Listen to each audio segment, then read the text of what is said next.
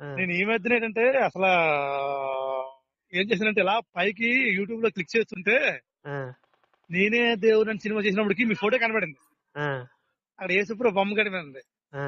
ఎవరబ్బా ఈ ఫోటోని చూస్తే ఆ! కరుణాకర్ సుధీర్ అని ఉంది. ఆ! వీడియో చూస్తే ఆ! సేమ్ ఆ యాక్టింగ్, ఆ బైబిల్లో జరిగిన ఏంటంటే ఆ పాస్ట్ చెప్పిన బోధకి ఆ! మీరు వచ్చిన దానికి సరిపోయింది అక్కడ. హ్మ్. దాన్ని ఎవడు పాయింట్ అవుట్ చేయడానికి రైట్ లేవు.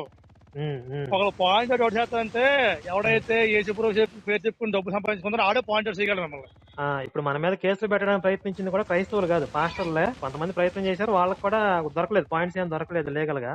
ఆహాహా. ఆ!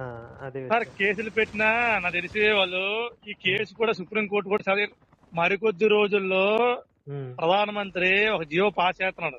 హ్మ్. ఎవడైతే క్రైస్తుడై ఉన్నాడో హ్మ్. వాడికి